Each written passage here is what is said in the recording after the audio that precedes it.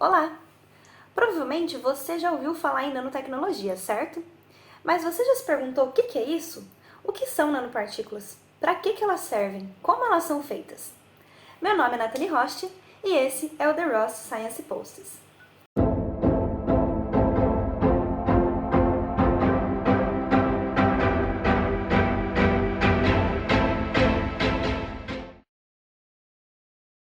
Bom, antes de explicar para vocês o que é nanotecnologia, é bom lembrar que tudo que a gente conhece no mundo pode ser classificado de acordo com o seu tamanho. Por exemplo, geralmente as coisas que podem ser vistas a olho nu têm no mínimo 1 milímetro.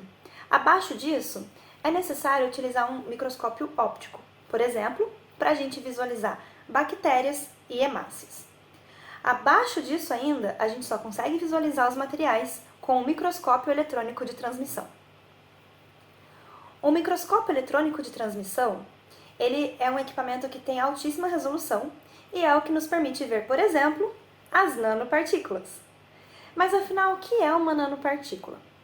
Bom, geralmente uma nanopartícula ou um nanomaterial é classificado com um tamanho de até 100 nanômetros.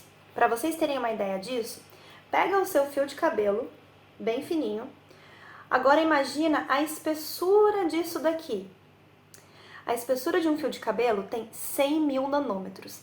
Agora imagina uma nanopartícula que o tamanho máximo dela é 100 nanômetros, ou seja, é 1000 vezes menor do que a espessura do fio de cabelo. É por isso que a gente precisa de microscópio eletrônico de transmissão com uma alta resolução para poder visualizar esses nanomateriais, certo? Mas qual que é a vantagem de utilizar um material tão pequeno? A vantagem, meus amigos, é que quando a gente muda o tamanho de um determinado material, nós alteramos as propriedades dele. Como que isso acontece? Por exemplo, se eu falar em ouro, o que vocês pensam?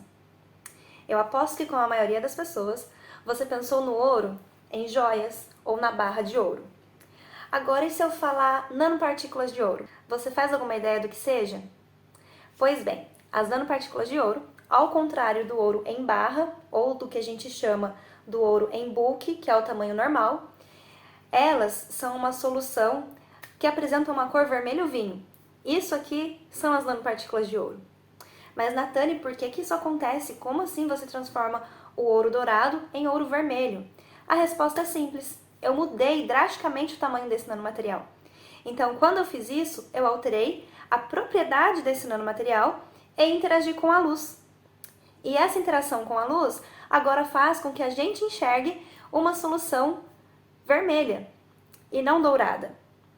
Mas esse é um tópico que eu vou explicar melhor para vocês no futuro, porque eu quero vir aqui e gravar um vídeo especificamente sobre nanopartículas de ouro, porque para mim são um tipo de material incrível que serve para muita coisa. Agora, uma curiosidade. É possível a gente alterar de novo a cor desse ouro. Como assim? Fazendo uma desestabilização nessa solução, elas se tornam de vermelho, passam para azul escuro.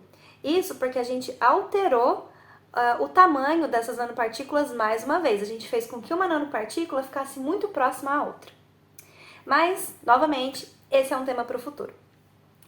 As nanopartículas também podem ser formadas de diversas formas. Elas podem ser nanoesferas, que geralmente são as mais usuais, nanoestrelas, nanocubos, nanocilindros, nano-N coisas.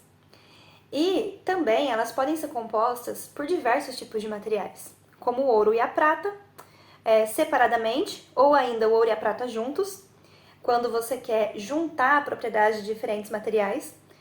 Elas podem ser feitas de óxido de ferro, que são as nanopartículas que eu sou apaixonada, que são as nanopartículas magnéticas. Foram com elas que eu trabalhei no meu doutorado. Também eu vou falar muito delas aqui ainda no meu blog. Essas nanopartículas também podem ser feitas de polímeros, ou seja, de uma linguagem mais fácil para a sociedade entender, plástico. A gente pode formar plástico nesse tamanho bem pequeno. E tanto a composição quanto a forma da minha nanopartícula vai depender do que eu quero. Cada uso dela vai demandar um tipo de nanomaterial. Bom, as nanopartículas, elas atraem muita atenção porque como você consegue mudar a propriedade do seu material, elas podem ser aplicadas em diversas áreas no mercado. Por exemplo, química, meio ambiente. Dentro do meio ambiente também eu quero explicar melhor no futuro como que isso funciona, mas para vocês terem ideia, é possível a gente descontaminar água contaminada utilizando nanopartículas.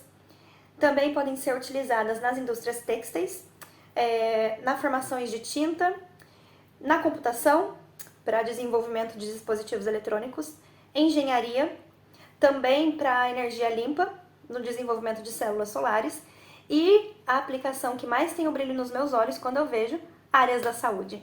As nanopartículas são amplamente estudadas para desenvolvimento de novos medicamentos e vacinas. Uma curiosidade, a vacina contra o vírus do SARS-CoV-2, causador da Covid-19, que foi desenvolvida pela Pfizer e a BioNTech, faz uso de uma nanopartícula lipídica.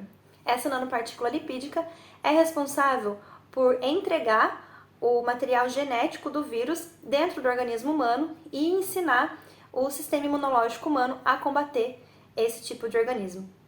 Agora, vocês imaginem a minha alegria quando eu vejo uma notícia dessa. Uma nanocientista trabalhando na área há mais de 10 anos, vendo um uso prático da nanotecnologia. É uma coisa que me deixou muito feliz. Outro exemplo muito interessante é a nanotecnologia na natureza. Um exemplo que eu acho muito legal são os magnetossomas, que são bactérias, chamadas de bactérias magnetotáticas, que são capazes de sintetizar naturalmente nanopartículas magnéticas dentro do organismo dela. Eu acho incrível essa ideia. E é muito engraçado, porque nós cientistas ficamos anos dentro do laboratório estudando como produzir as nanopartículas, e isso é uma coisa que eu também vou falar nos próximos vídeos.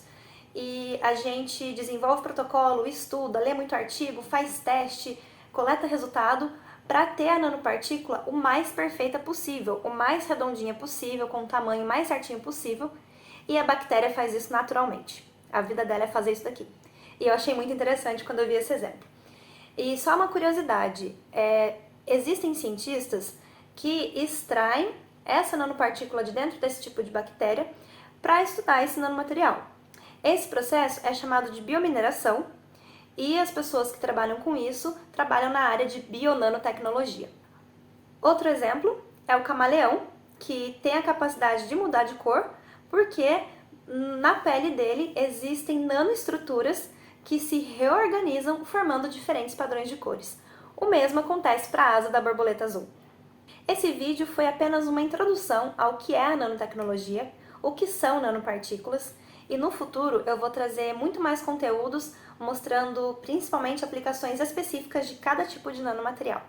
Eu espero que vocês tenham gostado e eu espero que esse vídeo possa ser útil para a ciência e para a sociedade.